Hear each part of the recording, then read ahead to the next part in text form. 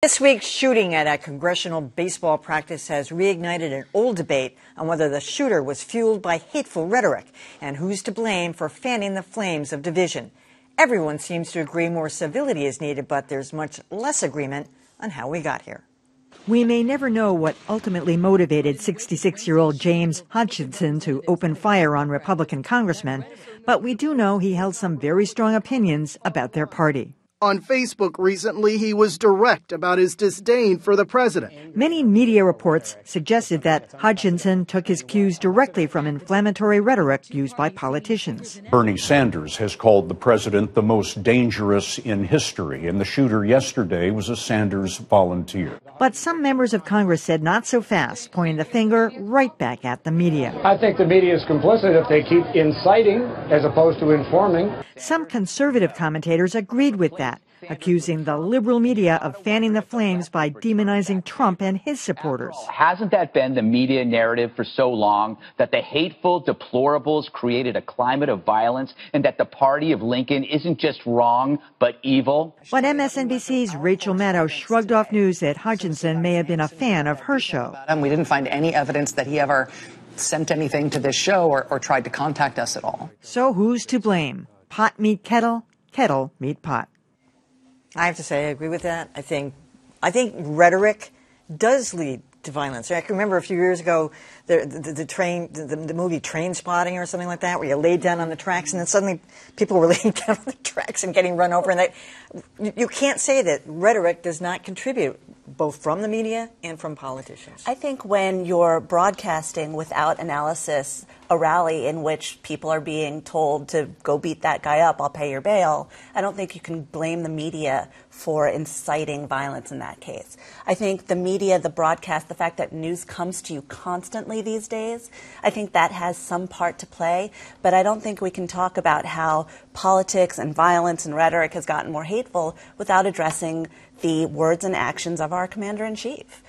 I also think that it's worth noting that this guy had a history of violence, domestic violence, had a history of being charged with using his gun in this kind of offensive, aggressive way. And that has nothing to do with politics. That has to do with anger and domestic violence and possibly untreated other issues, but that's not the media. I'm not aware of any scientific evidence that political rhetoric, however heated, necessarily leads to violence. I mean, you can sort of intuit that in certain cases. I'm not so sure that the level of political violence now is any worse than it ever has been.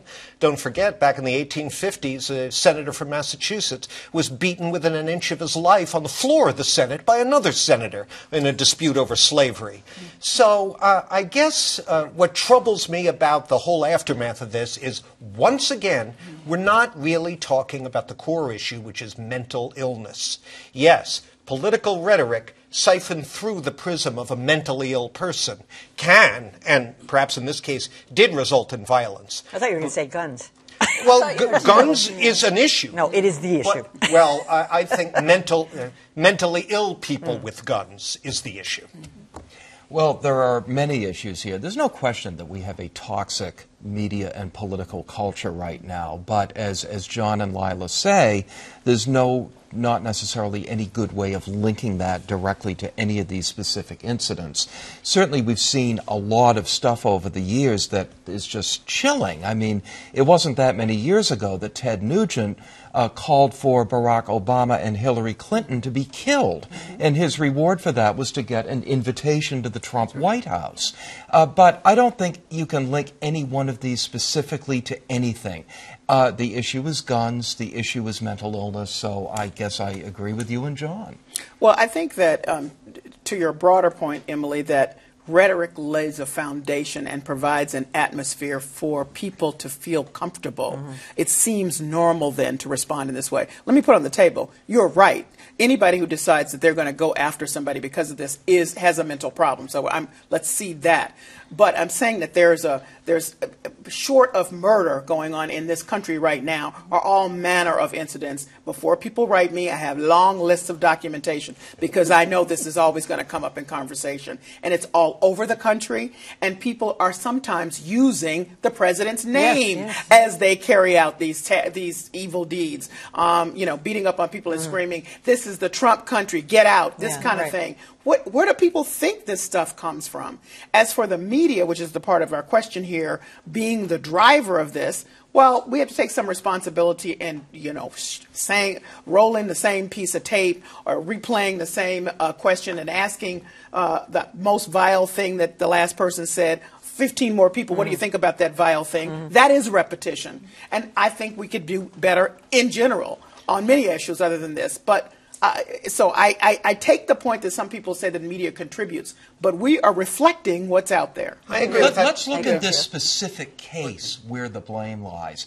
This guy reportedly pointed a shotgun at his daughter's boyfriend, beat him with the gun, and then shot in the air, and the charges were dropped. And this guy was able to go out and legally get an assault weapon. I guess just when it comes to the media, I want to push back on the likes of Jane Sanders, who was on CNN, arguing that media coverage of politics in a combative context, focusing on conflict rather than policy, is at the root of some of this. I'm not buying that. I don't buy that either. What, are we supposed to pretend it's not going on?